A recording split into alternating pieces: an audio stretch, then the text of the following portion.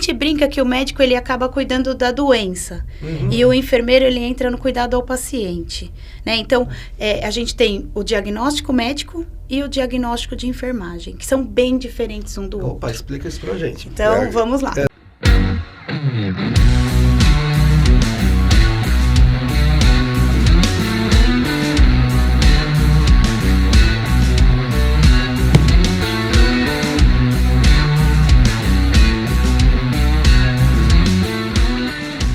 Salve, povo! Bem-vindos a mais um podcast do Ibra, o Ibra Talks. O Ibra Talks hoje está com uma presença aqui importante, a Fernanda Magaldi. Tudo bom, Fernanda? Tudo bem, prazer estar aqui com vocês. Primeiro, eu agradeço o convite, estar aqui no Ibra Talks, uma delícia. Eu sou fã do Ibra Talks, eu acompanho vários amigos, então prazer estar aqui com vocês. Legal. E hoje está comigo Duca Reis. Olá, Sidney. Olá, Fernanda. Que prazer recebê-la aqui no Ibra Talks. Tenho certeza que o papo de hoje vai ser muito legal. Vai ser bacana. Mas antes da gente começar, a gente vai falar da HTM VET, que é uma divisão da HTM que está com a gente aqui. Então, a HTM Eletrônica está no mercado há mais de 25 anos, desenvolvendo e fabricando equipamentos com alta tecnologia, design exclusivo, garantia de resultados também. Hoje, a HTM Eletrônica é líder em inovação, resultados e segurança. E a HTM VET veio nessa esteira. Assim como a sua origem, a HTM VET tem como compromisso oferecer ao mercado os melhores e mais eficazes produtos, integrando conhecimento científico e praticidade também. É legal a HTM estar com a gente, legal, né, Duca? Bacana. E eu estou usando, grande parceria, e eu estou usando os equipamentos, eu sempre falo isso, os meus alunos me conhecem. Eles sabem que eu só indico um equipamento se for muito bom. Eu fico com o equipamento um tempo, eu uso, vejo, e eu estou adorando o equipamento da HTM VET. Não é porque está parceira com a gente, não, é porque eu estou gostando mesmo. Tá? Mas a gente agora vai conversar com a Fernanda. Eu queria que a Fernanda começasse se apresentando para o pessoal. Bom, eu sou enfermeira, formada pela Escola de Enfermagem da USP, já há mais de 20 anos. Trabalhei em um grande hospital aqui em São Paulo, que foi no Sírio-Libanês. Trabalhei lá em torno de 8 anos. Trabalhei com gestão de clínica de mastologia. E aí eu saí um pouquinho da área assistencial e ingressei na área acadêmica, que é uma área que eu gosto demais, né? Então, trabalho aí, fiz meu mestrado. Meu mestrado é fora da enfermagem, numa área básica da educação física, com estudo morfológico, né? Saúde, mas não está dentro da enfermagem. Então, sou mestre em educação física e hoje eu sou professora universitária. Tenho algumas coisas paralelas a isso, né? Eu dou palestra em saúde em empresa desde 2013. Tem uma parceria aí que quando vem pedidos de convênios das empresas, eu dou palestra para leigos, que é também uma área de educação que eu gosto muito. É uma área deficiente, né, no nosso país, a educação de leigos. E trabalho também fazendo perfurações humanizadas, aí é uma área empreendedora minha, né, digamos assim, que é a perfuração de orelha. É isso que eu ia perguntar, o que é uma perfuração de orelha, porque antes a gente ia, né, o bebezinho nascia, ia lá na farmácia com aquela arminha e fazia a perfuração. Hoje, a perfuração humanizada, que não é exclusivo do profissional enfermeiro, mas os enfermeiros estão indo muito, estão se aprofundando muito nessa área, uma perfuração que é feita com um anestésico local, sem dor, em pontos específicos. Então, entra aí a área de body piercer também, né? Não só no bebê, mas no adulto também. Então para piercing também. Também. Bacana. Mas vamos começar do começo. Como é que você resolveu ser enfermeira? Desde pequena ou na hora que foi olhar o que tinha na faculdade? Como é que foi essa história de carreira? Eu acho que eu sempre gostei de cuidar, né? A minha área do cuidado sempre foi muito forte. Eu cuido. Eu falo que uma das coisas mais fortes em mim é o cuidado. Eu cuido dos amigos, eu cuido da família, eu cuido de alguém que me peça. E a enfermagem, quando eu fui procurar a minha carreira, foi uma área que me encantou. É uma área pouco conhecida. O papel do enfermeiro né? Ele é um papel ainda pouco conhecido. A enfermagem, ela tem a equipe, que tem o técnico e o auxiliar, e tem o enfermeiro, que é o líder da equipe, né? Então, é uma área que muitas vezes as pessoas confundem o papel de cada um, e muitas vezes ainda falam, né? E por que então você não foi fazer medicina? Porque a medicina é uma coisa e a enfermagem é outra coisa. Então, eu sempre quis esse cuidado. Essa é a curiosidade que eu tenho, porque a gente vê técnico de enfermagem, enfermeiro...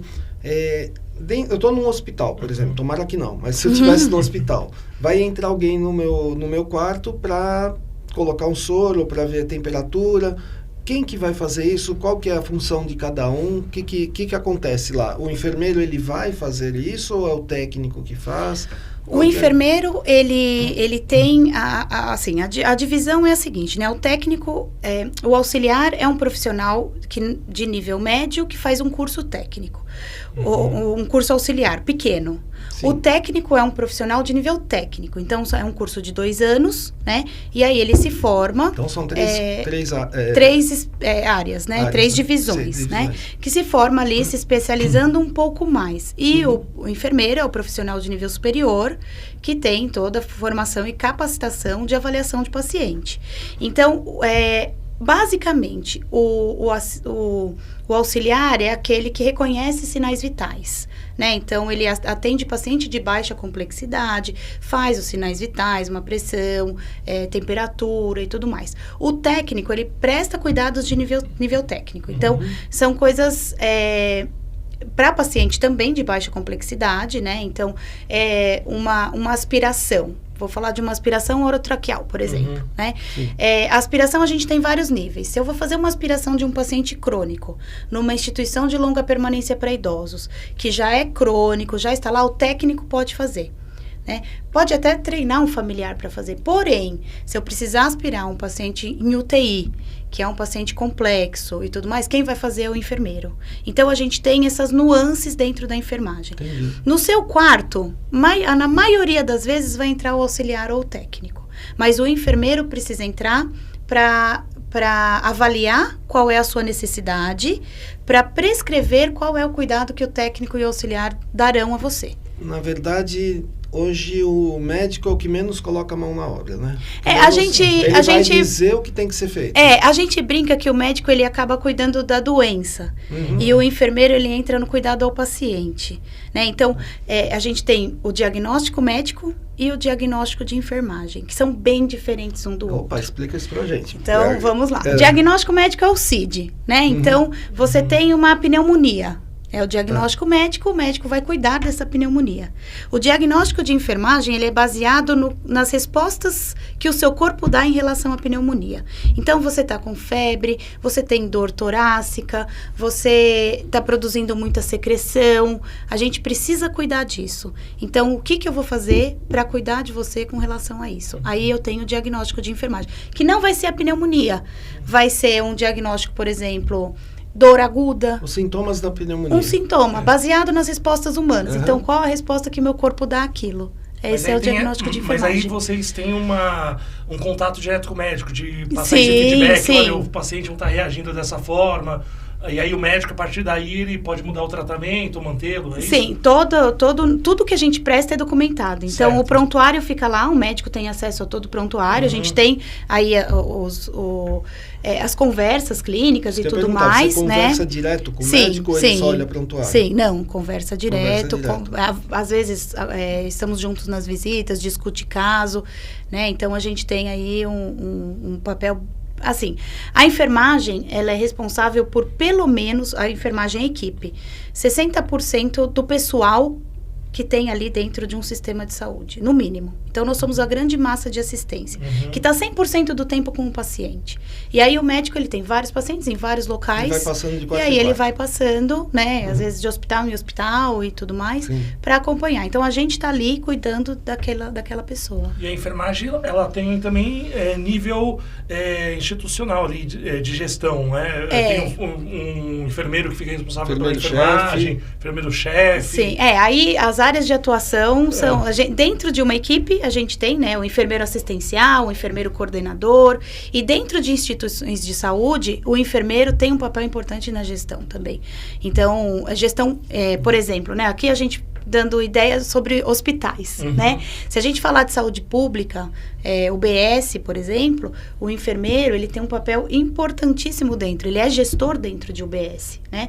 Então, o enfermeiro faz consultas de enfermagem, consultas na saúde da mulher, consultas ginecológicas, consultas de puericultura, crescimento de criança, acompanhamento, consultas da gestante. Então, hoje, o nosso sistema de saúde tem protocolos, né? O enfermeiro, ele não prescreve, né? Não faz parte do rol de atividade aí, né? A prescrição de medicamento. Porém, na saúde pública, nós temos cadernos protocolados, que se eu, por exemplo, fizer uma consulta de ginecologia, uma paciente tiver um corrimento, e aí eu vejo que aquele corrimento é um tipo específico, eu posso prescrever, baseada no protocolo, qual é o cuidado, qual é então o que essa paciente vai fazer. Que você pode prescrever. Tem momentos, quando é baseado em protocolo, a gente prescreve sim, né? Entendi. Deixa eu te fazer uma pergunta curiosa. Quando eu era pequeno, só existia enfermeira. Agora tem bastante homem atuando na área, porque era uma profissão de mulher. Homem não entrava. Nós temos aí a grande porcentagem enfermeira. Isso vem já da história da enfermagem, porque a enfermagem começou com mulheres religiosas. Então, não tinha profissão. E aí, na guerra, que começou na Guerra da Crimeia, com Florence Nightingale, né, lá em Londres. Aí a gente tem a grande mãe da enfermagem, que foi considerada a primeira enfermeira, a pioneira. Mas antes disso, o cuidado que é prestado aos pacientes era feito pelas religiosas, né? Então, não tinha uma formação. A partir da Florence, a gente começou a ter uma formação. E aí, eram mulheres, essencialmente mulheres. Então, é uma profissão que tem a grande porcentagem, mas hoje eu já tenho muitos alunos, e às vezes a gente até se corrige, né? Você chega, a gente contando na aula, você chega num hospital, e aí você fala, cadê a enfermeira? Aí eu falo, cadê o enfermeiro? Mas mesmo assim, numa sala de 50, eu tenho 10% de homens só. Você sabe que na veterinária ocorreu o oposto, né? Era a profissão de homem, agora não era de homem, assim, mas você pegava uma sala de aula, tinha 80% homem e 20% mulher. Agora, nas nossas salas aqui, tem, por exemplo, 30 pessoas, um homem, o resto tudo mulher. Deu uma invertida. E foi, pelo que eu percebi, foi depois de uma novela, que a principal, você deve saber quem Helena Ranaldi, não era? Isso, ela era uma veterinária. Eu lembro dessa novela. Depois dessa novela, ela mudou, mas mudou assim de um jeito que a gente, como tem o Ibra há muito tempo, tinha antes da novela e depois, né? Espero ter durante muito tempo ainda. A gente percebeu isso. Deu um boom de mulheres na veterinária. Mudou. É o contrário da enfermagem. Né? A gente tá mudando um pouquinho, mas tá longe ainda. Até de igualar, tá longe ainda. Né? Tá longe ainda. Por falar em Ibra, a gente está no estúdio do Ibra. O Ibra Vet é a nossa divisão de veterinária, a Ibra Saúde é a nossa divisão de saúde. E tem o Ibra Works, que é a divisão das outras matérias. Então, se você quer conhecer o Ibra, Duca, onde que eles podem conhecer o Ibra? ibravet.com.br. Beleza. E o outro? ibrasaude.com.br. Bacana. E também eu estava esquecendo de uma coisa. O Peteleco no Positivo, não esquece. E daqui a pouco, não vai ser agora, daqui a pouco a gente vai falar que agora enfermeiro pode fazer sutura. Mas daqui a pouco, e a gente vai falar como que você consegue isso. Né? É interessante essa parte, mas a gente vai deixar eles na espera. Esperando. Enquanto isso.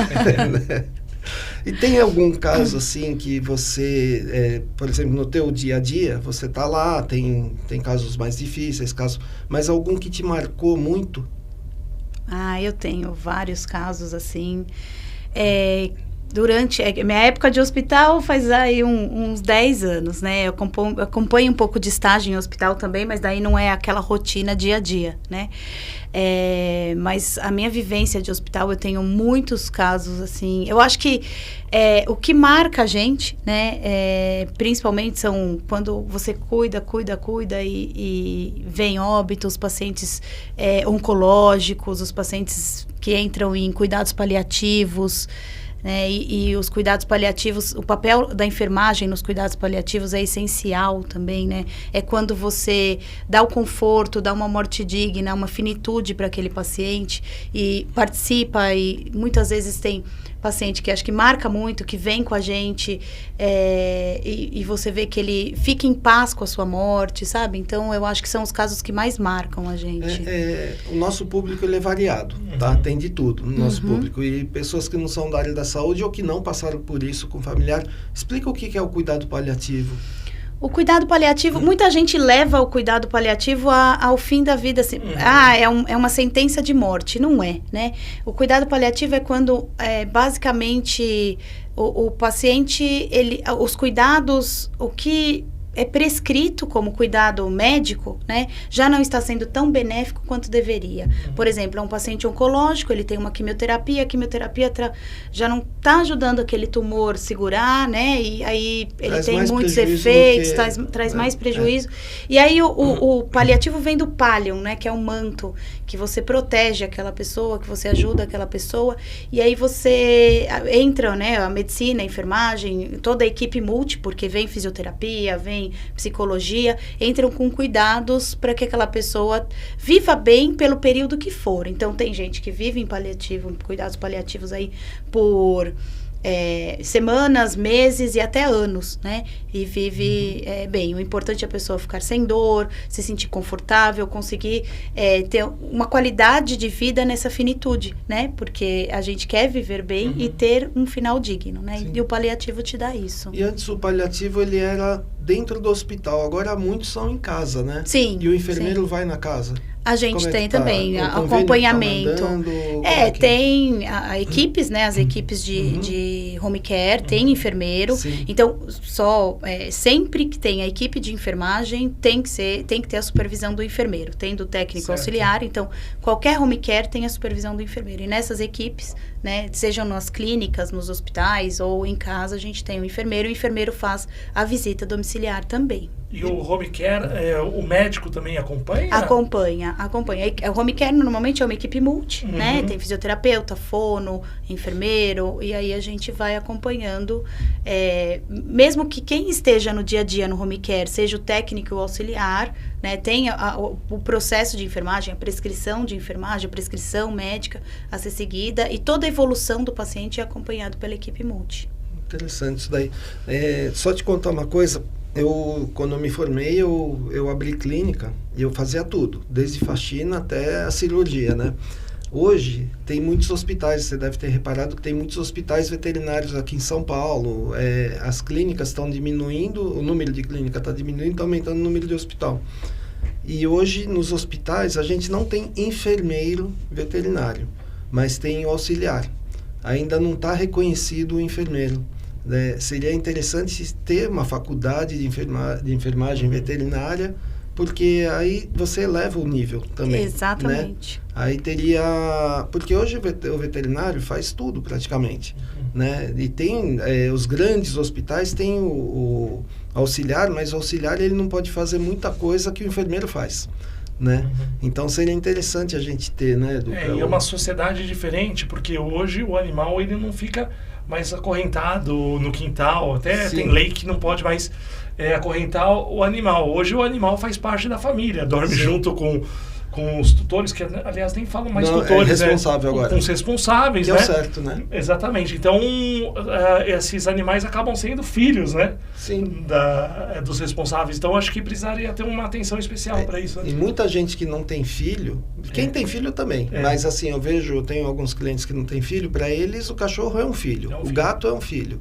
Né? Então, você tem que ter o mesmo cuidado, tem que ter enfermeiro, tem que ter tudo. Né? Eu já vi aqui no ambulatório Escola do Ibra, muitos responsáveis trazendo os seus cachorros, chamando de filhos. Né? Falando, mas eu tenho 2 humanos e 2 peludinhos também, então, são meus filhos, eu tenho que cuidar como filhos, né? Eu tenho 2 salsichinhas terríveis, é uma equipe que, olha, eu tenho... Salsichinha agitada, é um cachorro muito legal. Aliás, foi por ele que eu conheci o Ibra, no hospital, Você foi no hospital lá da Zona Leste? Isso, do Cláudio? isso. Ah, tá, o São Pedro. Foi passar com o Cláudio. Com o Cláudio. E aí, conversando na consulta, a gente começou a falar sobre cursos, que eu era professora, e aí vem parar aqui no IBRA. É verdade, que aí você veio aqui pro IBRA através do Cláudio. Isso mesmo. Você falou que trabalhou como consultora em mastologia, é isso? Num consultório de mastologia como gestora. Ah, gestora. E instrumentei cirurgias também. Gestor, o enfermeiro, ele tem uma formação forte na administração. A gente tem uma disciplina, né, que a minha formação pela Universidade de São Paulo foi muito em gestão, muito. A formação da universidade foi muito. Tanto que coisas técnicas eu aprendi em laboratório, uma passagem de sonda, uma aspiração e tudo mais. E os meus estágios foram muito fortes na gestão. O enfermeiro tem uma formação gestora, por isso que muitas vezes as pessoas não sabem onde está o enfermeiro, né? Mas o essencial é o cuidado, né? É o cuidado ao paciente. Então, em uma clínica, por exemplo, a gente entra desde consultas, acompanhamento do paciente, pós-operatório e gestão mesmo, parte de contas, entra em toda essa parte de gestão, compras, eu entrava com material também, então...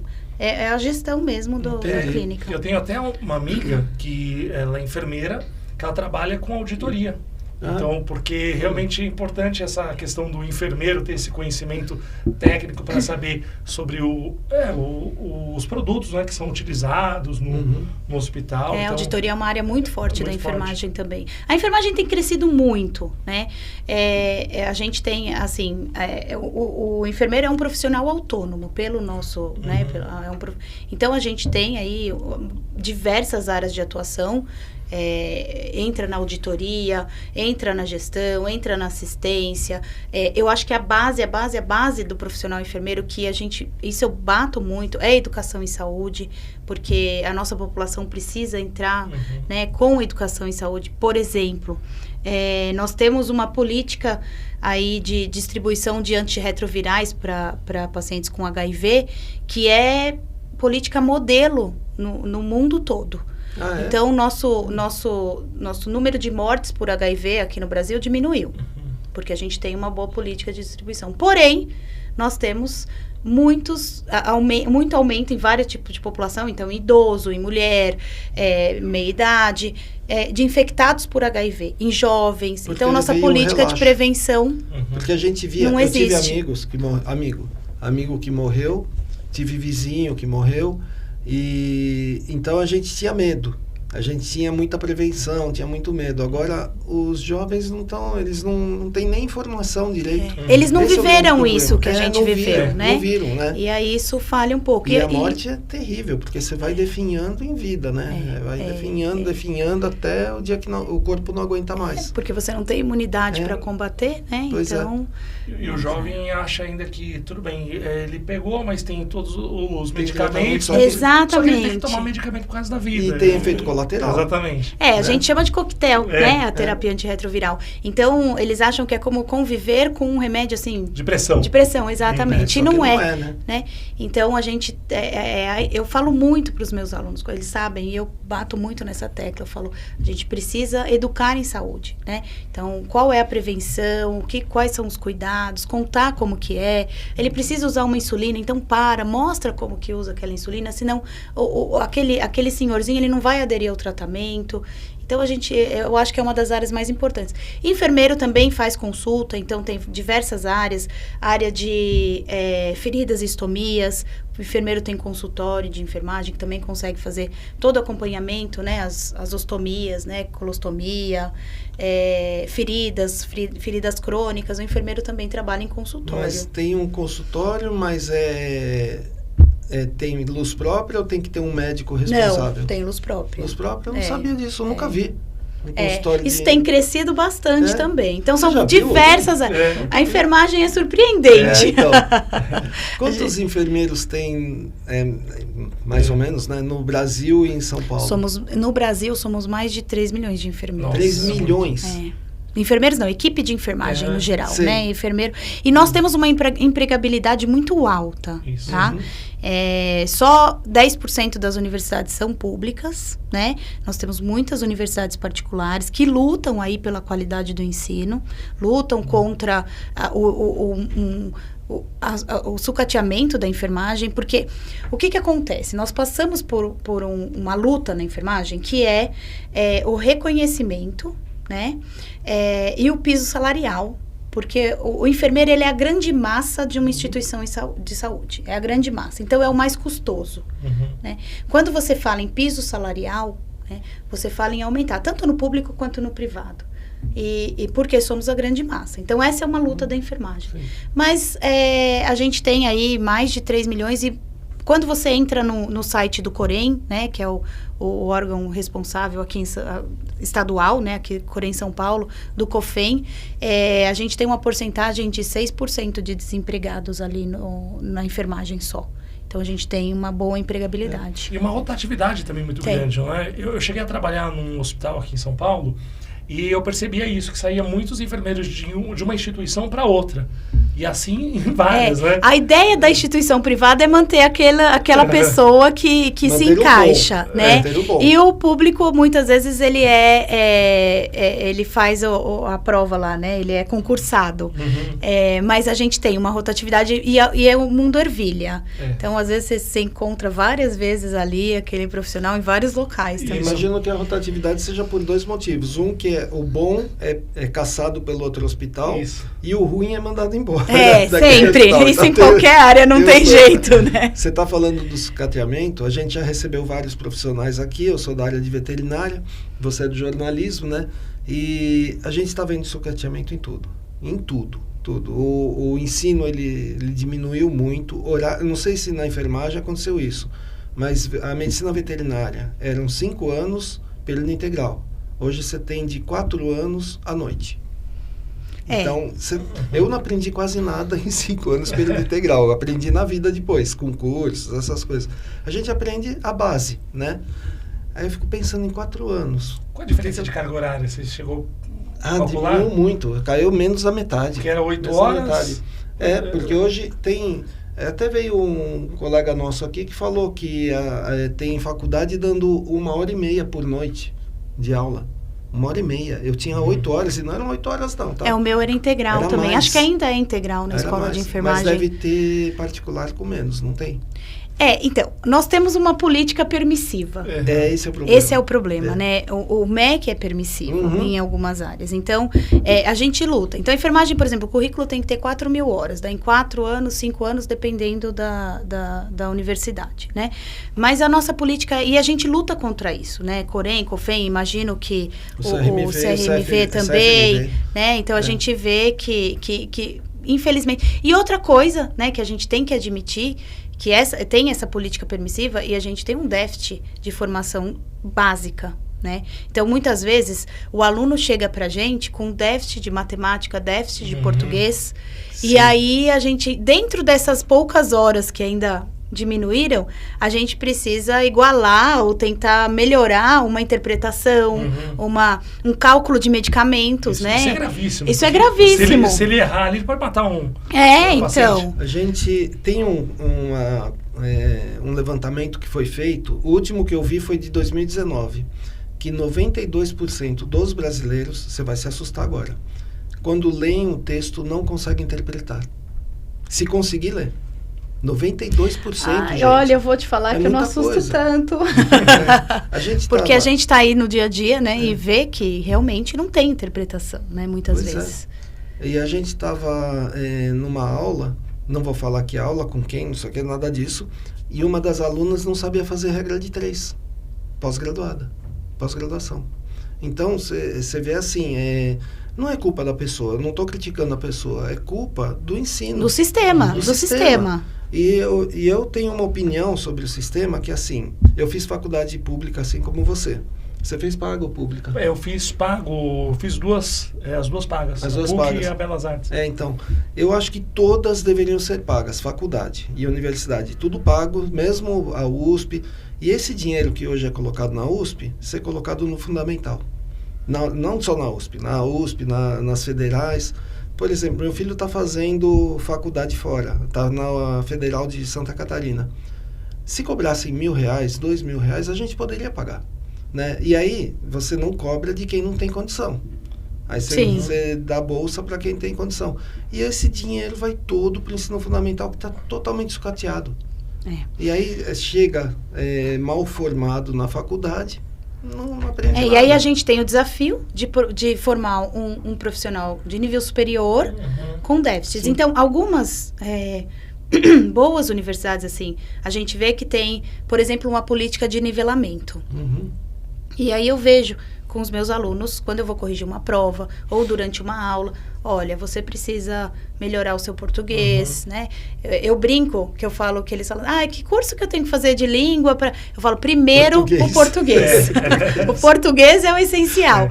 E aí, tem esses nivelamentos que são fornecidos por algumas universidades. E eu acho que isso o aluno tem que saber aproveitar. Mas, infelizmente, a maioria não sabe, né? E ainda dentro da enfermagem, nós temos mais um agravante, que é bom, né? Porque você vê que as pessoas estão procurando se especializar, porém, é um desafio também. Quando a gente tem muito aluno que já é técnico e já é auxiliar e faz a faculdade de enfermagem. E aí ele tem menos tempo ainda, porque ele faz plantão de 12 horas e aí ele vai para a faculdade. Então, ele não tem esse tempo, por exemplo, de fazer um nivelamento. Então, a gente tem vários desafios aí com a educação. Eu lembro, até hoje eu lembro, meu pai estava em tratamento, eu não vou também falar hospital, é um particular, e tinha uma enfermeira, e assim, meu pai ele estava fazendo um procedimento no olho.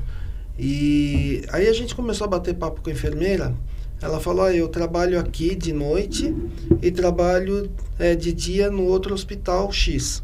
Aí minha mãe perguntou, mas... você trabalha quantas horas? 12 horas em cada um. Aí minha mãe falou, e você trabalha 12 horas em cada um, como é que você dorme? Ela falou, entre um paciente e outro eu dou uma cochilada. Isso me deu um medo, né? Entre técnicos e auxiliares isso é muito comum, essa jornada dupla, justamente porque a gente não tem o piso salarial, né? Enfermeiro a gente já ainda acha bastante, mas o técnico e auxiliar, a maioria, eles levam jornadas duplas. Eles trabalham, porque seria 12 por 36, né? O esquema de plantão. Então, trabalham 12, depois só entram no dia seguinte à noite. Mas eles acabam trabalhando todas as noites. E é bem pesado. Porque, mais uma vez, né? Por sermos a grande massa, se eu tenho a gente faz na gestão, a gente faz um cálculo de dimensionamento. Então, para aquele nível de complexidade do paciente, eu posso ter auxiliar, porque numa UTI não pode ter auxiliar de enfermagem. Num centro cirúrgico não pode ter auxiliar de enfermagem. Tem que ser no mínimo técnico. Se eu posso, quantos auxiliares, quantos técnicos e quantos enfermeiros eu preciso naquele setor? Isso é um cálculo que é feito. E aí tem um mínimo de profissionais que eu tenho que ter naquele setor. É lógico que vamos trabalhar sempre com o mínimo, né? Então, a enfermagem está sempre no limite. E aí eles fazem essa jornada dupla e é bem, bem pesado. Para auxiliares e técnicos é extremamente pesado eles trabalharem dessa maneira. E a pressão, né, CJ? Porque ele está pressionado porque tem que cuidar da vida daqueles pacientes. E ainda mais trabalhando em 2 empregos, jornada dupla. E eles têm um trabalho físico muito forte também. Quando você pega um paciente para dar banho no leito, né, que não pode ir até o chuveiro, a gente chama de banho no leito. Quem é que dá banho? É o auxiliar, o técnico? O auxiliar e o técnico. Alta complexidade, precisa UTI, paciente crítico, precisa da presença do enfermeiro. Certo. Mas numa unidade clínica médica, auxiliar e o técnico fazem isso. Interessante que a gente chama todo mundo de enfermeira no hospital. Todo mundo é enfermeiro pra gente. Eu me lembro quando eu trabalhei nesse hospital, tinha enfermeiros fazendo cursos para cirurgias robóticas. E aí que eu ficava até na dúvida, porque o médico que é o cirurgião. Isso. Só que o enfermeiro aprendia também. Por quê? Qual era a função do enfermeiro numa cirurgia robótica? O enfermeiro tem uma função enorme dentro de um centro cirúrgico. A gestão inteira do centro cirúrgico é do enfermeiro, tá? Então, seja qual o enfermeiro daquele plantão, o enfermeiro coordenador do centro cirúrgico. Então, vamos colocar que o médico, ele é um cliente do hospital.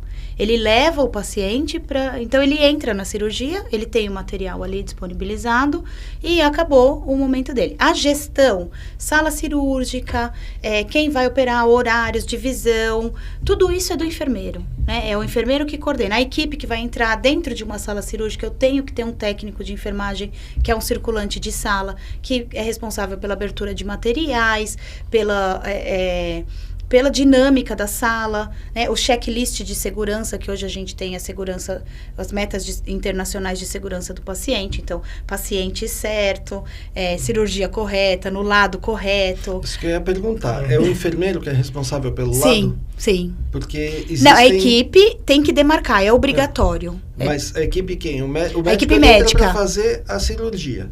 Por exemplo, tem que fazer cirurgia no pé esquerdo.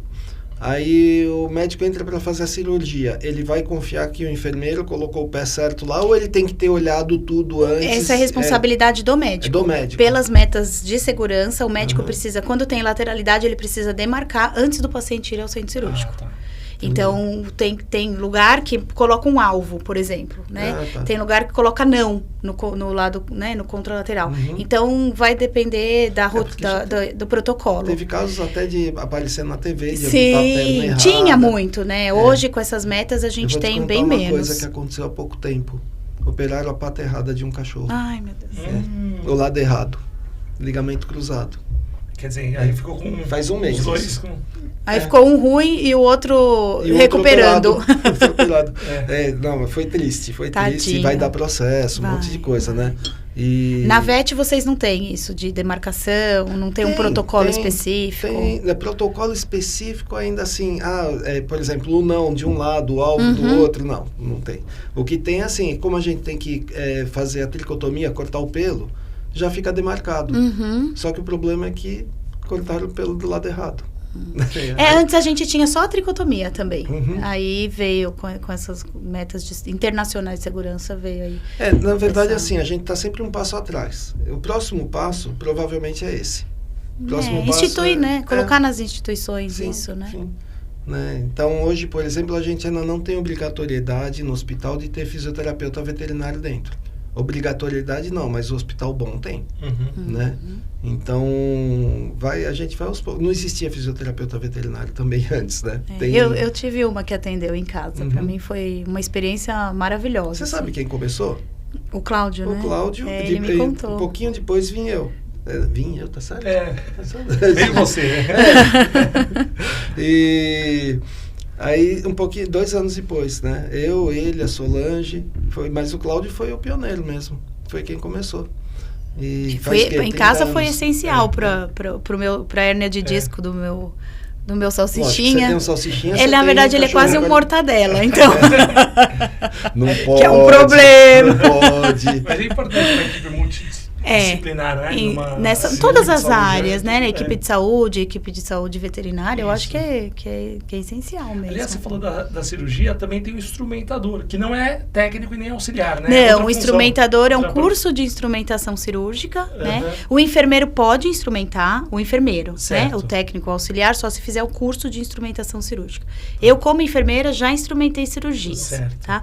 Mas é um curso específico de instrumentação cirúrgica. E aí, normalmente, ele faz parte da equipe médica. Ele não faz parte da equipe do hospital. Ele é uma pessoa da equipe médica.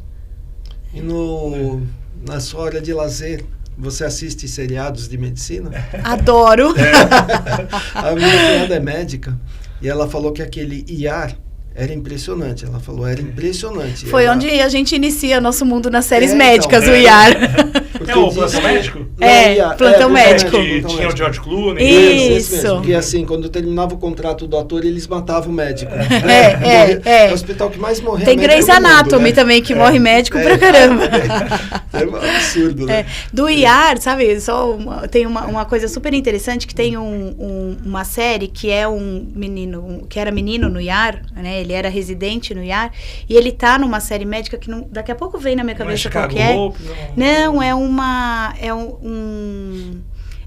São 24 horas de hospital que ele faz um plantão. A série são as 24 horas.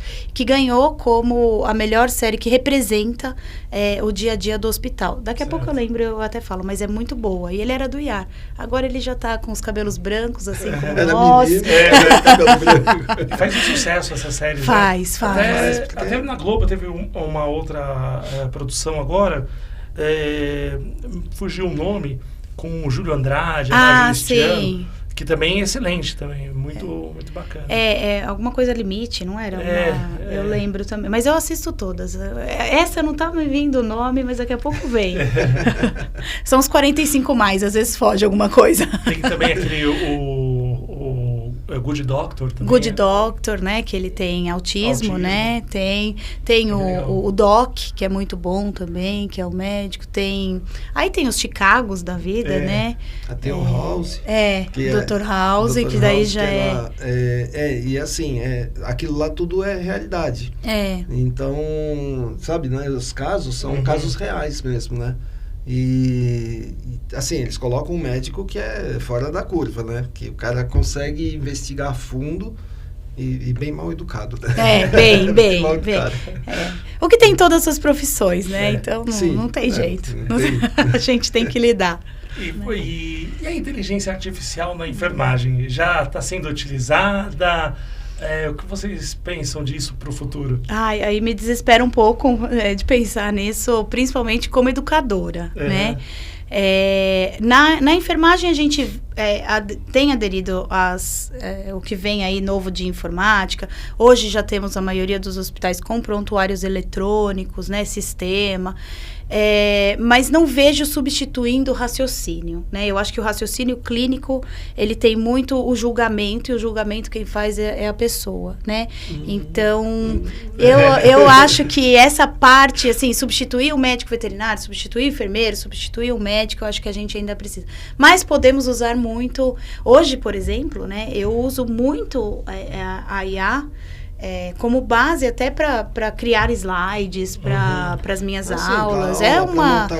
Uma maravilha. Eu até comento aqui, eu entrei outro dia no Google, fazia muito tempo que eu não entrava. Tudo que eu vou pesquisar agora, eu pesquiso na IA, e aí eu vejo o link e vou atrás do link, né?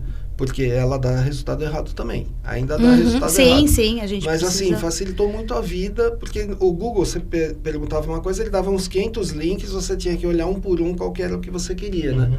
Agora não, agora já vem mastigado.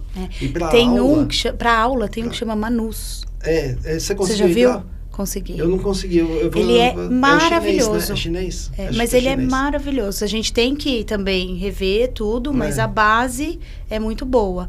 E é um desafio. Quando eu falo assim de pensamento crítico, julgamento, eu acho que isso ninguém tira do ser humano. O pensamento crítico, você acha que tira? Tira porque assim, a IA já está mais inteligente que o ser humano. O QI dela já é maior do que o do ser humano. Parece, isso daí são dados que me passaram, né? Que no momento está em 200 o QI. E estão já lançando uma que vai ser 1000. O Einstein tinha 160. então e eu acho assim, eu acho que a medicina, isso daí eu já falava antes de sair a IA. Eu falava daqui 20 anos vai acontecer isso, só que agora eu falo 10 no máximo. Você vai entrar num scanner, que pode ser uma ressonância, alguma outra coisa, vai ser uma ressonância muito mais avançada, e vai falar assim, você tem tal coisa, vai tomar tal remédio. Ou você precisa de tal cirurgia, o robô vai fazer. E acabou. Bom, o robô, as cirurgias robóticas, por exemplo, né, que a gente fala, hoje ele tem a facilidade do médico estar à distância. Né? Então, na minha época, o robô de centro cirúrgico, né? O médico estava, por exemplo, aqui está a mesa local, cirúrgica, né? Ele está no local, ele está de costa, mas ele está lá manipulando o robô. Hoje, nós temos cirurgias à distância com o robô. Mas eu vou te contar uma coisa que vai logo te assustar. Ele vai ficar sozinho? Já ficou. A assertiva, isso daí outro dia que passou. A assertiva de um médico durante a cirurgia de 80 e poucos por cento. E daí Eles usaram 3 robôs para fazer uma cirurgia sem intervenção nenhuma humana. 90 e poucos por cento. Então, Você sabe que eu tenho a minha filha faz faculdade de medicina, né? E ela faz faculdade particular de medicina. E você tem que trabalhar muito. Tenho, muito. Por isso que eu tenho tanto emprego. E aí o meu marido, né? Ele falou assim, será que quando ela se formar, como que vai estar a IA? Porque ele é engenheiro. Ele é engenheiro da computação. E ele teve uma matéria que chamava Inteligência Artificial, IA, na faculdade, em 2001. Ele falava, a gente fala de IA hoje, mas eu estudei IA. Eu tive uma matéria chamada IA, né? E aí ele fala, do jeito que está indo rápido, né? Ele foi em alguns eventos que tiveram aí, do jeito que está indo, ele fala, será? Eu sou mais cética, ele é como você, ele entra nesse lado. Eu ainda acho que, senão serão todos os profissionais substituídos, né? Sim. Mas... Eu li a biografia do Elon Musk e ele repete várias vezes que no futuro a gente vai ter que ter uma renda universal para as pessoas, porque o ser humano não vai mais trabalhar. Eu não duvido. Você assistiu o Wall-E? Sim. Então, Wall-E. É aquilo. Né?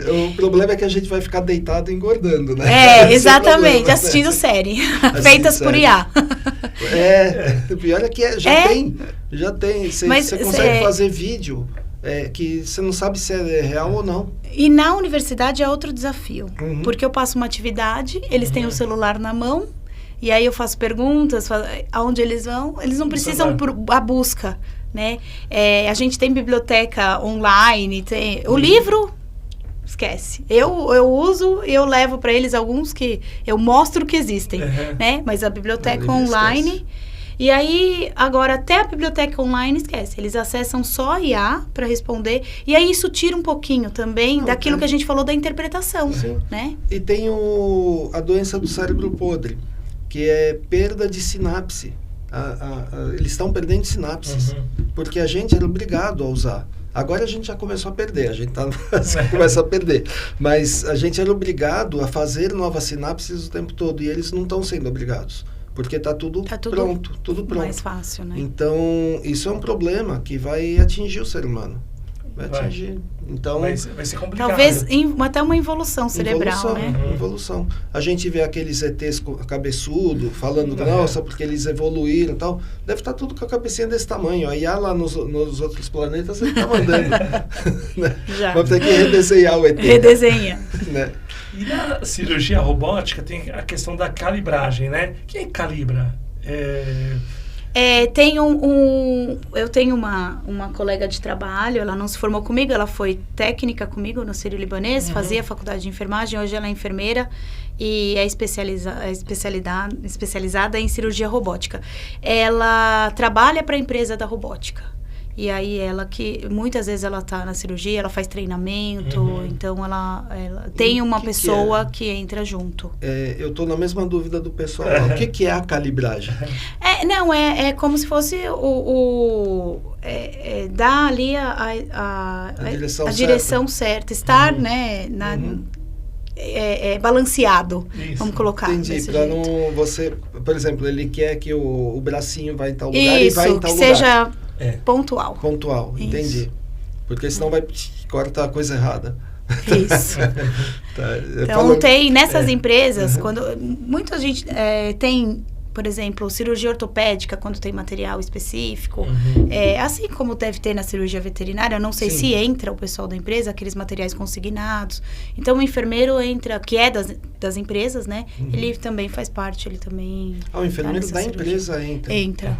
Não, acho que não tem na veterinária isso. Tem, na verdade, eles fornecem o material e é o cirurgião que faz tudo, né? Tem muito material que são vários materiais, o enfermeiro ajuda, né, ali a escolher junto com o cirurgião, ele já é especializado naquilo. Isso. Não sabia disso, não.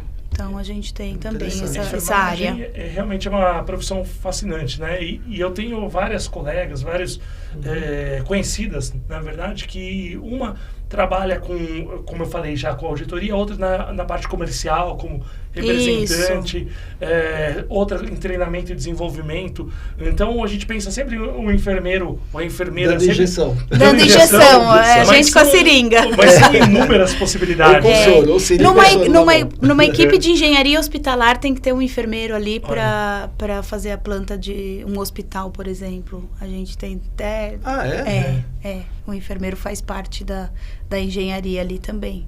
O enfermeiro que fez a especialização nessa área. Eu achava porque que já senão, tinha regras para o engenheiro. Algumas, mas algumas coisas, por exemplo, a gente brinca que senão vai ter um degrau do banheiro para o quarto. E esse degrau vai atrapalhar a vida de todo mundo. Com certeza vai ter. Né? Então, a gente tem também um enfermeiro que vai para essa área. Então, aí tem área militar, né, naval, tem todas essas áreas, a gente tem... Agora que você está falando, não tem degrau do banheiro pro box. Não pode. Não pode. Não pode. Por isso que o banheiro molha todo. É comum em todas as casas. E mesmo. Tem que ter também aquela barra, né? A barra de apoio. Tem que ter a barra de apoio. E não pode ter, porque a gente, muitas vezes o paciente toma banho numa cadeira de banho, que é uma cadeira adaptada, né? E aí, pra gente passar naquele degrau com o paciente, às vezes é um paciente que tem uma cirurgia mais delicada, coluna, por exemplo, o risco de queda pro paciente passar naquele degrau, então não pode. Hoje não pode nem mais box de vidro dentro dos hospitais, tem que ter o box se tiver a cortina. Explodiu em cima da minha filha. Ela tem várias cicatrizes. Tadinha. Ela tinha acho que 6 anos, 5 anos. Ela estava tomando banho, a empregada ia tirar ela do banho. Na hora que ela encostou a mão no vidro, explodiu. Por diferença de temperatura. Então, o que eu aconselho, até para colocar no apartamento agora, no outro, é colocar película. Viu, gente? Coloca película no box, porque ele explode aquele negócio... E é mais comum do que a gente pensa. Então, aí falam assim, porque aquele vidro ele não corta. Corta, tá? Cortou bastante. Não chegou a fazer corte profundo na minha filha, mas teve que tomar ponto. Teve que tomar vários pontos.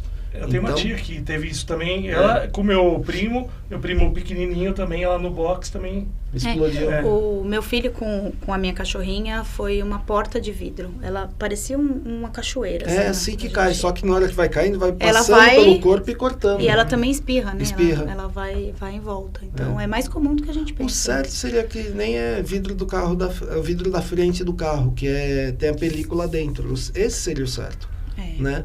Porque tem diferença de temperatura. O carro tem uma baita de uma diferença de temperatura, então aguenta. Talvez o custo seja alto, né? Mas o certo seria ser assim, para não explodir, né? Porque antigamente carro era o mesmo vidro na frente. Era o mesmo Aí você vidro. Batia o carro. Aconteceu com a minha irmã. Ela ficou tirando o vidro do corpo durante anos. Nossa. Porque entra, depois o corpo vai expelindo. Vai expelindo. Né? Ficou tirando anos vidro do corpo. E vocês pegam muito isso lá no hospital? É mais o pessoal da urgência, né? Eu nunca fui muito da porta de entrada. É uma área que eu amo, eu estudo bastante, até leciono urgência e emergência, mas eu fui muito pouco da porta de entrada. Aí o pessoal pega um pouco mais. Lá no Sírio eu trabalhava bastante com ortopedia e na clínica médico-cirúrgica, né? A parte de vascular, grandes vasculares, aneurisma de aorta, essa parte, e na onco. Aí foram as minhas áreas que eu mais atuei, assim, clinicamente, foram nessas áreas. Aliás, você trabalhou então no Sírio, o Sírio que é um hospital referência. E que também muitos políticos, muitos famosos acabam indo para lá. Vários. Como lidar com esses famosos e como lidar com a imprensa, que eu imagino que deve assediar vários funcionários. A imprensa saindo a gente não pega, porque eles ficam na porta, então nunca cheguei a pegar. A gente sabia, às vezes passava assim para entrar no estacionamento, você falava, tem alguém novo aí, porque a porta do Sírio estava cheia, né? Mas atendi muitos políticos, muitos atores, muitos... tenho inúmeros, assim, na minha lista. A gente acaba... uma pessoa normal. Uma pessoa normal, algumas regras a gente tem que obedecer, né? Então... não pode tirar foto? Não pode tirar foto, não pode deixar algumas, assim, pessoas de fora do atendimento entrarem no quarto. Mas a grande maioria deles lida muito bem também. né? Tem uns que já sabem que estão lá, não vou falar nomes também, mas tem um ator que era super, né? E aí ele fez uma cirurgia no joelho, ele precisava andar pelo corredor, e aí ele saiu andando pelo corredor, aí veio uma técnica, lá no Círio eles chamam o enfermeiro de Dona Fernanda, eu era lá. E aí ela veio, Dona Fernanda, precisa de ajuda de um homem aqui, que às vezes é para carregar o paciente, né? Um técnico. E aí esse ator foi todo simpático, falou, vocês estão precisando de um homem aqui, sabe? O paciente que tava, foi assim, até assustou. A maioria é super tranquilo, assim, a grande maioria, né? Um ou outro acaba dando um pouquinho mais de trabalho por algumas regras específicas. Aí só tal enfermeiro, tal. Mas eu imagino que político a mínima tem porcentagem. mais trabalho, exatamente, né? Exatamente. São mais alvo, muitas vezes, né? Então, por isso, né? Então, a gente até entende, né? Alguns lados, assim. Mas tem muito político, muito ator. E tem uma separação, uma ala tipo VIP? Assim, não tem. Os quartos de lá, no geral, são muito bons, né? A gente tinha um quarto, agora já tem prédio novo, na minha época era mais um outro bloco. Mas tinha um quarto que era uma suíte. Então, tinha uma antessala para o acompanhante, por exemplo, né? E aí, muitas vezes, eles ficavam na suíte e era como o hospital fornecia isso. Mas nós tivemos vários pacientes comuns que ficaram na suíte. Então, não tem uma ala específica, fica junto mesmo, assim. Né? Depende do... É cardiológico, é ortopédico, e aí isso eles separam tem a separação, né? Da especialidade. E quem que dá mais trabalho? O idoso ou a criança? O acompanhante. Sério? O acompanhante. Eu acho que de longe. De longe. O que os acompanhantes aprontam? O acompanhante, ele tá lá pra gente, sabe? É claro que tem a maioria ajuda, né? Então, a gente nem pode aceitar ajuda de acompanhante, né? Quero arrumar a cama. Não, pode deixar, né? Que tem o auxiliar de enfermagem que vai fazer isso e tudo mais. Mas, como a gente sempre trabalha no limite e no mínimo... nós temos horários normalmente por setor, padrões de medicamento, por exemplo. Então, a administração de medicamento, se é de 6 em 6 horas, eu pego sempre às 6, às meio-dia, às 18, às 24, para o auxiliar e para o técnico conseguirem também se organizar para fazer as outras atividades que eles precisam. E só que um auxiliar e um técnico pode assumir 4, 5, 6 pacientes num plantão. Então, às 6 horas, ele tem 6 pacientes para administrar um medicamento. Ele vai começar um pouco antes, às 5h30, né? E ele vai acabar às 6h30. Pode ter certeza que 6h01 vai ter um acompanhante falando que o antibiótico está atrasado, entendeu? Então, para mim, de longe, eles são sempre bem-vindos, mas são os que mais dão trabalho. E aquele mais chato é aquele que vai dar problema, sabe? Assim, que vai ser o das 6h25, né? Nossa. Você já pegou, assim, paciente agressivo ou até mesmo assédio de algum paciente? Assédio eu nunca peguei, tá? Mas Nunca. Existe. Inclusive, o Corém, São Paulo, ele tá, nesse momento, né, esse mês, ele tá aí numa atividade contra a violência contra a enfermagem, né? E aí é violência física, violência moral, violência sexual. Então, a gente tem aí esse protesto. Se entrar no site do Corém, se entrar no Insta do Corém, tem, né? O cara tá internado, ainda tenta violência sexual. Sim. Tem de tudo. E a violência vem de vários lados, né? A violência pode vir do paciente, do acompanhante, da equipe, né? Então, vocês devem já ter visto muita coisa sobre paciente gritando com o enfermeiro, com o médico em unidade de saúde. Saiu outro dia eu vejo na TV, principalmente no atendimento.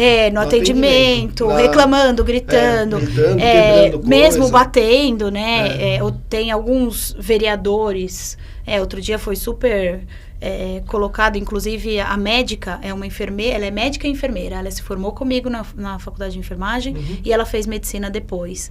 E ela estava no horário de descanso, que é um direito médico. Né? No plantão de 24 horas, eles têm o horário de descanso. Não tinha paciente para atender, mas daí o vereador, para fazer o show, chegou gritando com ela, né? Aí, claro, o Conselho Federal de Medicina ficou do lado dela. Não, foi aqui em em São Cotia. Paulo? Em Cotia. Depois você me conta quem foi, que eu lembro de alguma coisa assim. Mas teve um no Rio também. A gente vê muito, né? Então, tem, assim, violência, às vezes essa violência do grito, assim, eu já ouvi bastante, tá? Então, eu até brinco com os meus alunos, porque a geração de hoje, ela precisa saber filtrar também, né? Então, eles são muito acostumados do não gostei, então saio. E acaba que, muitas vezes, eles até têm rotatividade de emprego e não para, porque não aceita. E, às vezes, eu falo, a maioria das pessoas nos tratam bem, né? E aí, pessoa mal educada, grossa ou violenta, a gente vai ter em qualquer lugar. É claro que se atingir um nível psicológico e tudo mais, a gente tem que ter a proteção. Mas, às vezes, um grito de, olha, você tá atrasado com a medicação. Engole, tá tudo bem. Assim, eu tenho certeza que vocês entendem. Às vezes está num estresse, o paciente está num estresse e depois ele conversa com você, até pede desculpa, não acontece isso? Sim. Para paciente, até você me perguntou, muitas vezes a gente entende o momento que o paciente está passando, né? Às vezes, como eu falei, a finitude. Então, tem as fases da morte. Tem uma fase que ele fica mais agressivo. E a gente tem que estudar para saber que aquilo faz parte, né? Ou acabou de ter um diagnóstico difícil. Então, ele está revoltado com a vida. E não é com a gente. É com a vida. Às vezes, com Deus, né? Com a situação. Então, mas assim, a gente tem que lutar contra a violência que não é essa, né? Sim. Que é a violência, muitas vezes, aí até física. Tem uma luta do Corém contra isso agora também. Tem que lutar mesmo, porque é um absurdo, né? E tem que, por exemplo, eu sou a favor assim, deu um tapa numa enfermeira, vai preso. É que aqui não acontece isso. Infelizmente, no Brasil, vai lá, tem o termo circunstancial, dizendo que não vai fazer. 10 vezes o cara assina o termo circunstancial, dizendo que nunca mais vai fazer. E faz de novo, né? Faz de novo. Então, eu acho que tinha que ser... Eu sou a favor da tolerância zero, para tudo. Inclusive para agressão. Agressão, sim. Esse tipo de coisa melhoraria muito o país. Sim, aí sim. O pessoal fala, as pessoas teriam um pouco mais de limite, né? O pessoal fala assim, mas ia encher as prisões no primeiro momento. Porque aí depois todo mundo ia se segurar. Sim, né? ia ter o limite, se eu der né? um tapa nessa pessoa, eu vou preso, não posso dar tapa. Vou me segurar. É mais ou menos assim. Né? E hoje está muito fácil bater, né? Tá muito fácil. A gente vê... Eu sempre falo pro meu filho. Bater, xingar, né? Xingar no Facebook, então, no Instagram. Eu falo pro meu filho, você já me viu discutindo com a tua mãe, mas você nunca viu levantar o braço nem a mão para ela. Se você algum dia bater numa mulher, você vai apanhar de mim. Assim, porque assim, é covardia. É covardia. Covardia, a gente tem testosterona, né? Então... Tem que ter um limite. Tem que ter um limite. Tem que ir preso. Eu acho também. Mas infelizmente, né? Outro dia mesmo, a gente viu aliás, a violência, né? No geral, não dando exemplo contra humanos, mas contra animais, já que vocês são da VET. Vocês viram lá, né? A história do cavalo e o rapaz pagou e... Eu vi por cima e parei de ver. Ele simplesmente pagou e saiu. Pagou. Então, não fez nada. Isso então... porque tem a lei que dá cadeia, tantos anos de cadeia. Não é réu primário. Eu tenho uma raiva desse negócio de réu primário. O cara fez. Exatamente, mas já fez. Já sabia que não podia, né? Tem maldade, né? Maldade. E depois eu não vi foto, não quis ver. Só comecei a ler a reportagem, parei, e aí eu só sei o que me falam.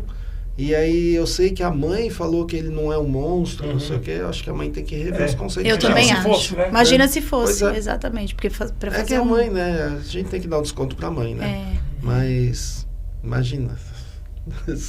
Eu também não quis ver foto, não. Mas eu vi que ele só chegou na delegacia e pagou e saiu. Tá tudo bem.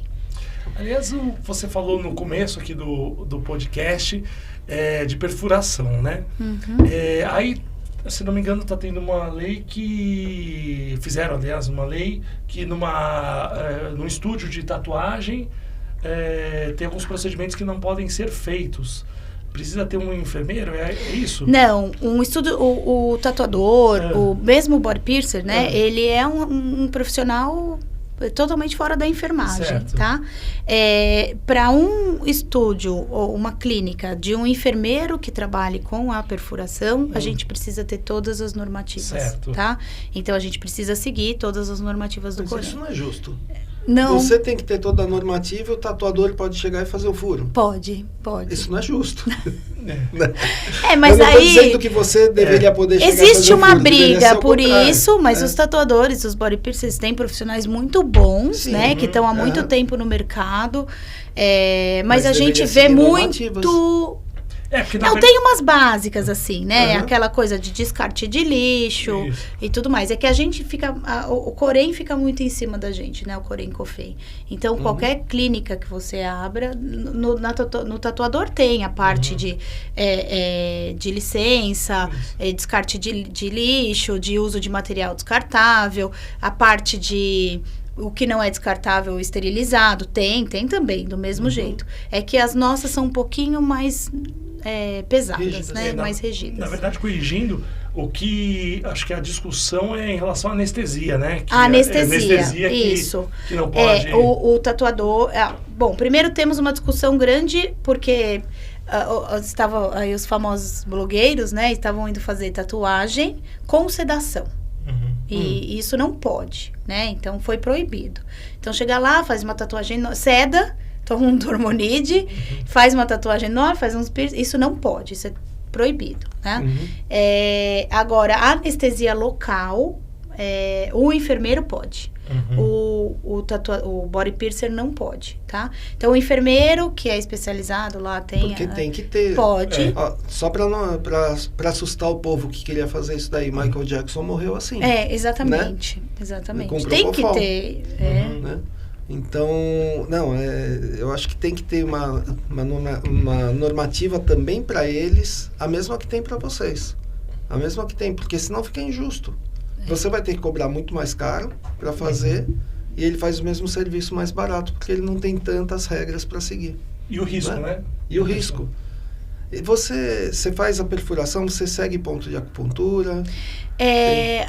Eu estudei um pouquinho de acupuntura antes, não sou especializada nisso, mas eu sei que, assim, por exemplo, a gente sabe que tem uns pontos específicos, né? Você foge do ponto. A gente foge do ponto, mas também tem uma literatura que coloca que aquela perfuração, ela vai ser cicatrizada, então aquele ponto não vai ser atingido. Isso, então eu sou acupunturista. Na verdade, o que acontece é assim, você vai perder o ponto.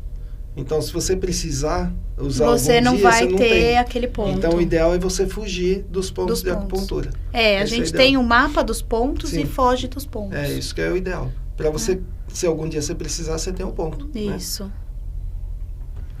Agora a gente vai entrar naquela história do enfermeiro poder fazer suturas. O que aconteceu? O conselho de vocês resolveu modificar a lei ou a lei foi modificada no Congresso? O que aconteceu? A lei veio... Na verdade, a lei veio para tentar suprir uma necessidade nacional, tá? Então, muitas vezes, não tem... Brasilzão afora, você não tem um profissional capacitado que faça uma sutura simples. Então, o enfermeiro, ele pode fazer sutura simples, sutura de pele. Tá? Então, sutura muscular, não entra com o enfermeiro, é sutura simples. Quando a gente vê um problema nacional nesse nível, né? Aqui a gente pensa em São Paulo, a gente tem um médico que faça, né? Num pronto-socorro e tudo mais. Mas quando você vê esse problema nacional, eu acho que realmente supre. E além de que, né? Nós temos os enfermeiros especializados em feridas e estomias. E que também... podem fazer essa sutura. O enfermeiro obstetra, né, já podia fazer num parto normal, por exemplo, que tivesse alguma laceração de períneo ou que precisasse fazer algum corte, o enfermeiro já suturava, inclusive nesse caso ele pode suturar camada muscular, tá? E agora essa nova normativa veio para qualquer enfermeiro, então qualquer enfermeiro, né, formação superior, técnico e auxiliar não. Ele pode fazer sutura simples e anestesia local, desde que capacitado para tanto, isso. E quem está capacitando? Estamos capacitando. Então, você está com um curso aqui com a gente, né? Isso. De suturas, como é que é o nome do curso? Sutura simples e técnica de anestesia local. Né? Então técnica de anestesia local. Tem a técnica também. De anestesia local, porque para fazer a sutura a gente anestesia, né? Então, a gente já linka um ao outro. E o aluno, ele recebe um kit. Isso, um kit. Conta como é que é tudo. Então, o curso, ele é teórico-prático, né? Então, ele tem a parte toda de teoria, anatomia, as feridas, fisiologia, toda a parte de fios, instrumentação, a parte de teoria de anestésico e tudo mais. Porque não é costurar, é suturar. É suturar, né? Exatamente. Suturar tem vários nós, tem várias técnicas, nós, né? Então, tem toda a parte teórica e aí, na segunda parte do curso, nós fazemos a prática, onde o aluno tem um simulador de pele, né? Então, vem um kit ali com o simulador, o porta-agulhas, a pinça, o fio, né? Vem, acho que são 3 ou 4 fios, que dá para treinar depois. E a gente faz junto, né? Usando toda a técnica, então eu calço luvas estéreis com ele, revendo técnica, a parte de antisepsia da pele, como que vai ser aplicado o anestésico e depois a sutura. E o aluno pode levar esse kit para casa depois? É dele. Aí pode ficar treinando treinando em casa. Poxa, porque dá para cortar o fio e treinar de novo.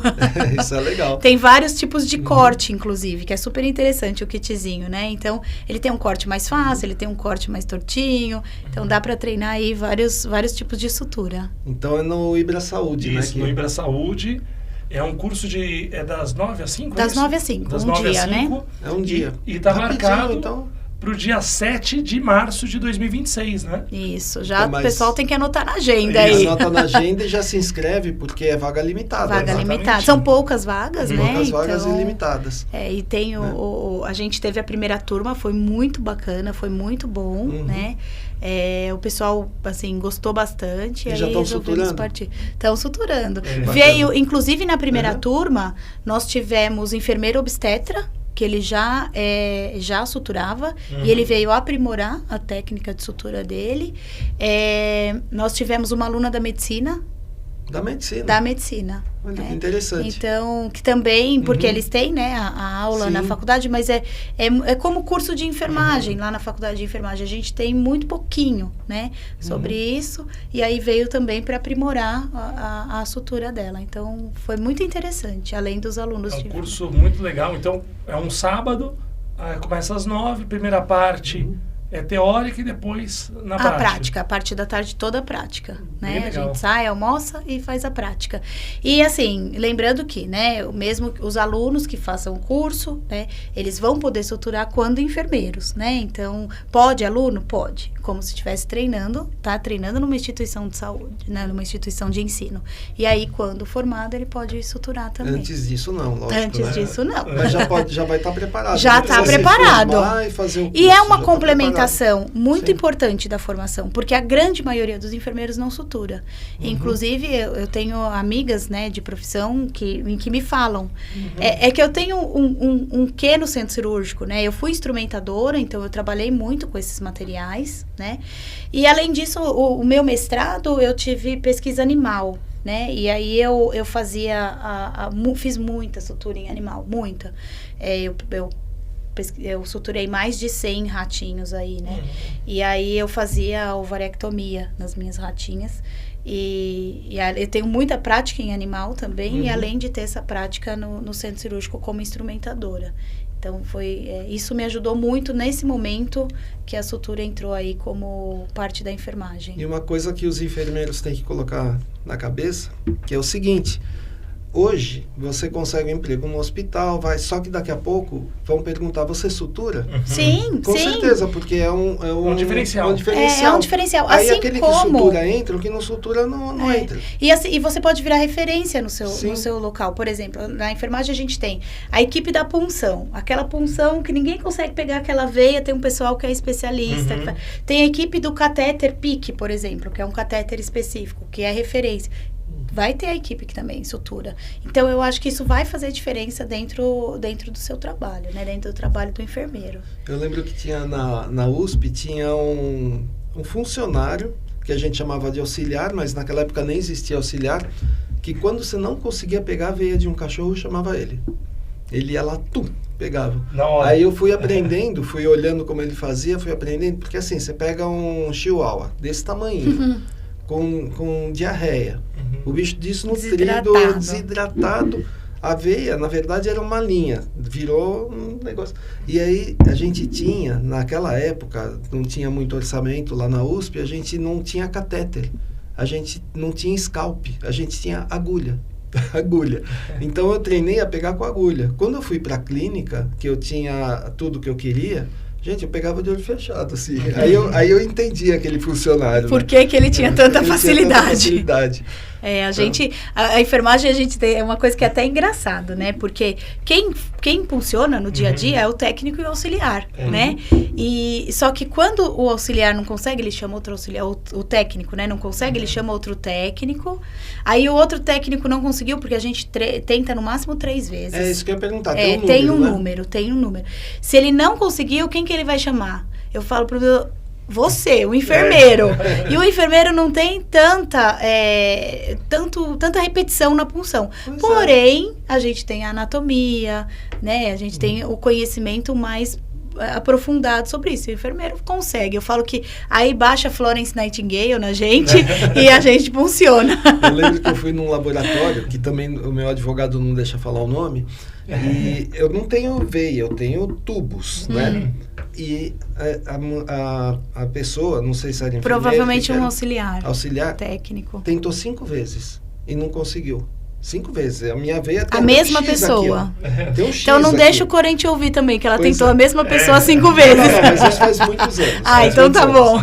E aí eu olhei assim, naquela época eu era tímido, né? Eu fiquei olhando assim, pensando, eu falo ou não falo?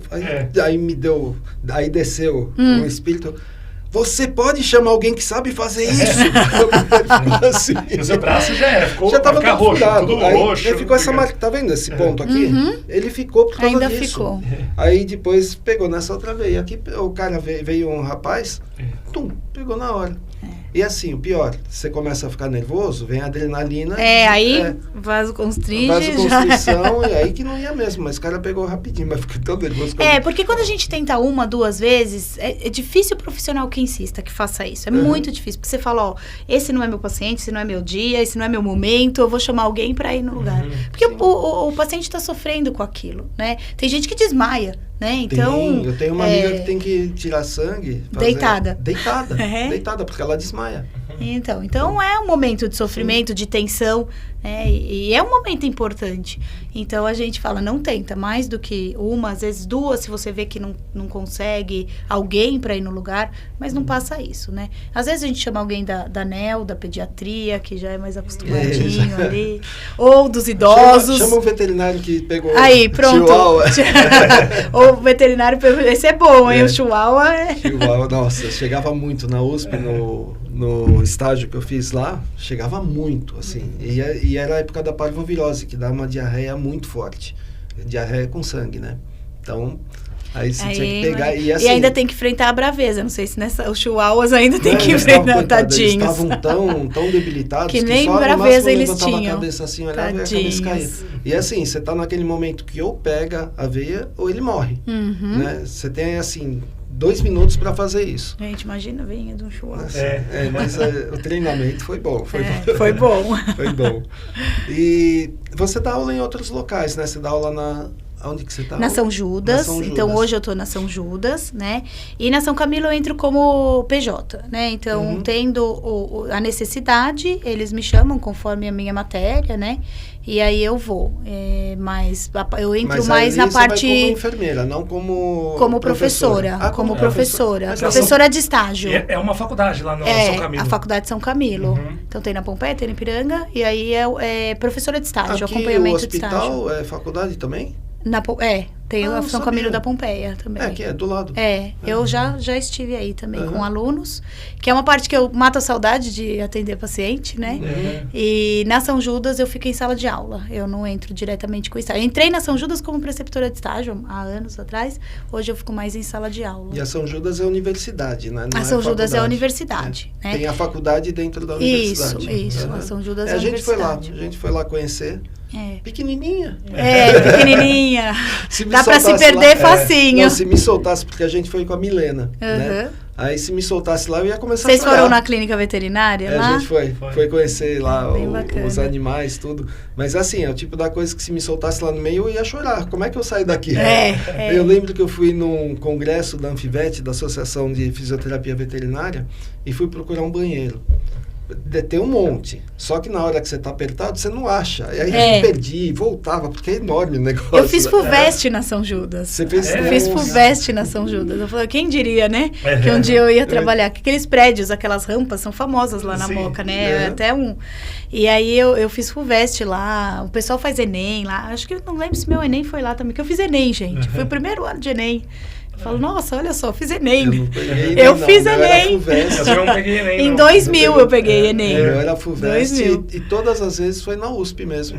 Não, o meu foi era lá na São Judas. Já tava. É que eu morava na Vila Madalena, né? Ah, então, tá. A USP escorregar, você cai facinho. E hoje a São Judas tem vários campos, né? E a maioria dos campos tem a enfermagem. A enfermagem não é um curso muito grande dentro da São Judas. A gente não tem um número gigante de alunos. A gente forma em torno de 50 por semestre. Mas é um curso muito... tem nota máxima no MEC, é muito bem reconhecido. Os professores são muito bons, é bem gostoso trabalhar lá, eu gosto bastante. Fazendo a propaganda da minha São Judas, mas eu gosto bastante. Estou lá há tempos. Se gosta, a gente tem que lutar por um ensino de qualidade, Sim, né? Eu acho certeza. que isso é o mais importante. Com Os profissionais que a gente forma são os profissionais que vão nos atender.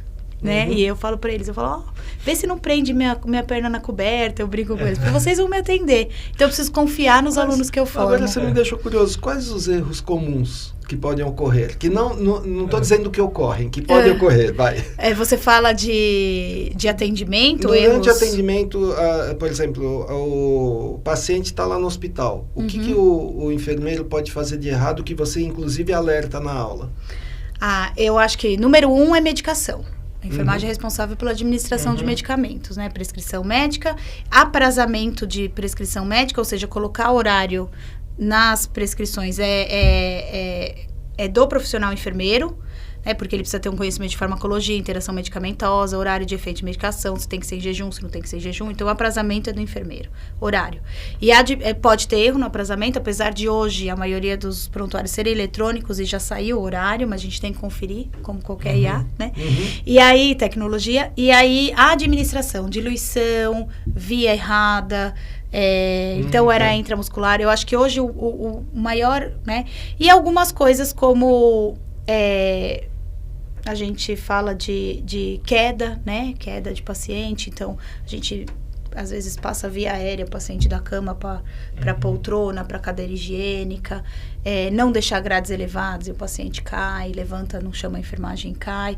Eu acho que são os erros mais comuns que a gente tem aí. Eu lembro que eu tive alguma coisa que era dengue, porque não foi diagnosticado, não conseguiram diagnosticar, mas era todo sintoma de dengue e tudo. E me colocaram aquela fitinha, paciente com risco de queda. Eu era novo, tá? Colocaram o paciente com risco de queda. Que porcaria é essa? Que risco de queda? Na hora que eu levantei para ir no banheiro, aí eu percebi que era risco de queda. Risco de queda é meta de segurança, internacional de segurança também. A gente tem que, um paciente em jejum, ou tomando algum tipo de medicamento, ou fraqueza muscular, idoso e tudo mais, a gente tem que colocar e sinalizar que é um paciente de risco de queda. Eu tinha o quê? 40 e poucos anos, por aí. Mas é por causa da medicação que eu estava tomando, eu estava fraco. Eu estava fraco pra burro. Na hora que eu levantei, E quando a gente pensa em meta, o paciente que tem risco de queda, o que a gente quer? Que ele não caia. Mas só para mostrar um pouquinho, né, do que a gente pode fazer por esse paciente, a gente tem que ver qual o motivo do risco de queda. Então, não é só deixar grades elevadas. Então, é um paciente que tem uma perda muscular ou tem uma deficiência nutricional, entra tudo no cuidado de enfermagem isso. Então, ou tá com alguma coisa que dá tontura. Exatamente, né? Ou é algum medicamento. Que era o meu caso, me deu tontura. E eu deveria ter chamado enfermeira. Só que assim, homem... É autossuficiente. É autossuficiente. Eu queria ir no banheiro, eu vou no banheiro. Né? Qual é o problema? Por que eu vou tocar a campainha se eu posso levantar e sair? Braço, exatamente. Né? Que eu tô com esse, mais ou menos isso. Mas deixa eu te contar que eu quase fui visitar Jesus. Ou outro lado, não sei, mas eu acho que era Jesus. Mandou de volta. Eu fui num hospital, também o advogado não quer que eu fale, e eu sou alérgico a dipirona. Aí eu tava com uma discopatia, tava com muito... Pra ter uma ideia, na triagem eu tentava falar e escorria a lágrima. Muita dor. Aquela história que o homem não chora, né? Eu tentando não chorar, imagina. De tanta dor. Aí eu passei pelo médico, ele perguntou se eu tinha alergia. Na triagem perguntaram, ele perguntou se eu tinha alergia a alguma coisa, falei, tenho alergia de pirona. Ah, tá, eu vou te fazer um coquetel, você vai ficar bom e tal. Beleza. Aí, na hora que a enfermeira começou a pegar os medicamentos, eu olhei assim e falei, isso daí é de pirona? ela estava colocando no soro. Ela falou, Falei, eu não posso, eu sou alérgico à dipirona. Ela pegou a prescrição, né? Pegou a prescrição, tá aqui, dipirona. Eu falei, Nossa. nem tenta colocar isso em mim que eu morro. Né, que eu sou super alérgico à dipirona. E o médico prescreveu. E depois, eu não vou falar o hospital. Eu gosto muito do hospital, tá? Mas eu não vou falar porque eu tô falando uma parte ruim dele. E eu tava sozinho de carro. E aí eu tava vendo o elefante rosa voando. Aí eu passei de volta no médico, ele falou, tá com dor? Eu falei, não, tô super bom. Pode ir. Pode ir embora. E como eu sei a situação que eu tô, porque eu sou veterinário, eu sei como é que o cachorro fica e tal, eu cheguei no estacionamento, eu dei o papel pro manobrista, falei, não pega o carro agora. Ele, por quê? Eu falei, eu vou ficar sentado aqui porque eu não tô bom.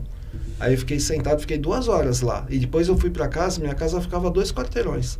Quase que eu não chego. Olha.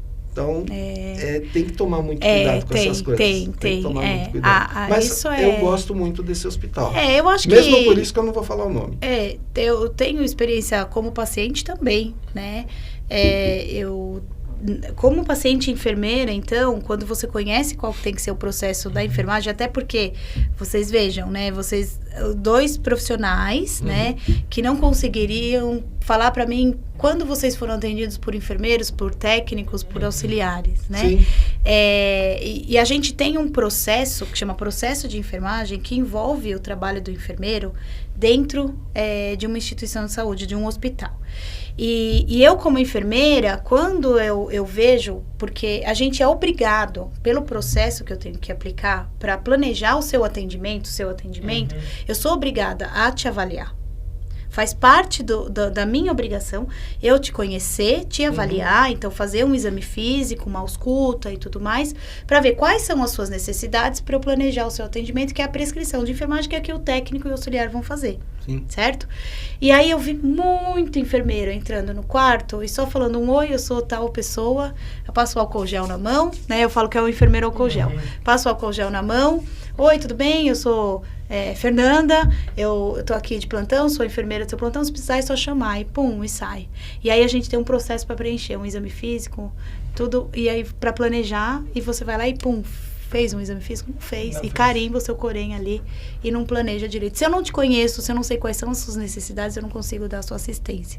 Então, o que eu já vi disso em hospitais de todos os níveis, tá? Não são só hospitais públicos, onde eu dei estágio e tudo mais, como paciente e como profissional. Então, a gente tem que... Eu falo que a enfermagem luta muito pela valorização da profissão. Muito, é uma luta árdua, tá? Porque nós somos profissionais desvalorizados, isso a gente sabe, tá? A minha avó, quando eu falei que eu ia ser enfermeira, ela falava, a Fernanda é tão simplinha, vai ser enfermeira. Ela falava assim, juro. E aí a gente luta, e eu falo que a maior arma está nas nossas mãos. Então, valorizar o que a gente tem, vocês vejam, o que a enfermeira faz, né? O que o profissional enfermeiro faz. E estudar muito. Eu acho que o nosso conhecimento ninguém tira da gente. Então, eu estou pronta para discutir com uma equipe multi, um médico, uma fisioterapeuta, um fonoaudiólogo, um psicólogo, se eu conheço o que eu estou falando, né? Então, eu falo para os meus alunos, estudem, que a maior arma da nossa profissão é o conhecimento que a gente tem, né? Verdade. Você quer deixar contatos? Eu posso deixar. Eu tenho um Instagram, assim, específico das perfurações, que é @enf_fernanda_magaldi. Esse só põe essa orelha, só tem orelha. Já tá aparecendo aqui embaixo na imagem. Então tá bom. E para quem quiser entrar em contato comigo, eu tenho o meu e-mail direto, né, que é fernanda.magaldi@ulife, que é o meu e-mail da instituição, .com.br. Tem o meu Insta particular. Fiquem à vontade, ele é fechadinho, mas eu sempre coloco que é o fernanda.magaldi. Bacana. Queria agradecer a tua eu que agradeço aqui. O convite. E lembrando mais uma vez, Duca, onde que eles encontram o curso? No ibrasaude.com.br vai ter esse curso de sutura e também, olha, vai ter outros cursos aí da professora Fernanda. Tem cursos... gente, sabe o que eu lembrei que eu fiz? Vou contar rapidinho. Eu já fiz ressuscitação cardiopulmonar dentro do avião. Olha que coisa. Chamaram, agora eu lembrei. Tem um médico, não tem médico, chegou o médico pediu um enfermeiro para ajudar. Tá. Então, lembrando, quem sabe a gente não vem com os primeiros socorros aí, hein? É ótimo. É ótimo. Eu também quero aprender, porque eu sei fazer em Vamos cachorro. plantar essa sementinha. Saber fazer em gente. Né? Eu até te contar uma coisa, gente, a gente vai esticar mais. A gente vai esticar, gente, espera só um pouquinho. Eu moro num condomínio que tem 400 apartamentos e teve uma morte por não ter um desfibrilador, depois teve outra morte por não ter um desfibrilador, e aí uma empresa ofereceu o desfibrilador, treinamento, tudo certinho. Acredita que tinha gente contra? Tinha gente, e sabe quem era? Uma médica. Mas por quê? Uma médica. Ficou falando que se você for ter... Porque aquele desfibrilador que eles ofereceram, você encosta no paciente, ele diz se é para aquele paciente ou não. Ele é autoexplicativo. Ele é autoexplicativo. Ele é autoexplicativo. E ele avalia e ele decide. Certo. IA. É. IA. E aí a médica falava que se a gente usar e de forma errada, a gente vai preso, não sei o que. Mas ela deve saber que em ambientes shopping center, prédios empresariais que tenham acima de eu não sei falar exato, 1.000 e poucas pessoas, é obrigatório por lei ter um desfibrilador. Sim. O avião tinha um desfibrilador e o paciente só sobreviveu porque tinha um desfibrilador. E avião tem. Avião tem. É obrigatório. E se você coloca, se não tivesse o médico, se não tivesse enfermeiro, ia ter a equipe do avião ali, né? Os comissários, eles são treinados, eles iam colocar a pá, iam ligar o aparelho, iam avaliar o ritmo, e se precisar, aperta o botão de choque. O aparelho fala. O aparelho fala. Que coisa, assim. E depois... Não, tá lá o desfibrilador. Que bom que deu certo. É bom senso. Então temos... Não, eu olhava aquilo, reunião de condomínio, 300 pessoas, e eu querendo ir no banheiro. Imagina, essa médica falava assim, ainda bem que eu não vou bater em mulher nunca. Mas vontade não vou fazer isso nunca. Isso pode salvar uma vida mesmo. Então, porque assim, eu ficava com vontade de falar, mas ela gritava. Falei, eu não vou falar nada, deixa ela falar. Não, e às vezes em São Paulo, a gente tem o SAMU, a gente tem o serviço médico rápido, mas São Paulo tem trânsito, São Paulo tudo é longe. Então, às vezes não a gente não dá tá tempo longe hábil. de um hospital. Mas olha, 2 mortes que não tiveram tempo de levar. Sim. Não tiveram tempo de levar. E uma delas, não sei, mas uma delas disseram que o desfibrilador salvaria. E é legal ter o treinamento, né? O importante é ter o treinamento. A empresa também, deu né? treinamento, tudo, num dia que eu estava até dando aula. Até porque faz RCP ao mesmo tempo, então precisa. Mas se tiver, eu vou fazer. Legal. Quando tiver. Vamos plantar essa semente também. Já tem uma outra sendo plantada, isso, né? Exatamente. Que é da perfuração. Isso. E a gente planta essa semente também. Vai perfurar a orelha dele? Vou, ele vai ser modelo. Deixa ele perfurar. Tá contra só. No meu começo de curso, meu esposo, meu marido foi. Falei, eu vou furar as outras pessoas, eu preciso furar você primeiro. Não vejo problema, não. Então, queria agradecer a tua presença. Muito legal o bate-papo. E você vai voltar depois aqui por causa dos cursos, tudo, né? E eu vou querer fazer o curso de primeiros socorros. De perfuração de orelha, não. O Duca vai fazer. Né? E queria agradecer o Duca também. Eu que agradeço, muito legal. A gente conversa já com a Fernanda já há um tempinho, né? Sempre muito bom falar com o Eduardo. Eu não conheço como Duca, eu conheço como Eduardo. Mas o Duca é quando eu tô aqui dentro. Entendi. Né? O Duca Reis é aqui, ele trabalhando. Mas eu chamo ele de Carlão, de Carlos Eduardo, de Eduardo, de Duca. Tem vários nomes. Vários nomes. Beleza, foi muito então. bom, obrigada. Eu que agradeço, muito agradável, muito bom falar com vocês e obrigada pelo convite aí. Beleza, e com isso a gente foi.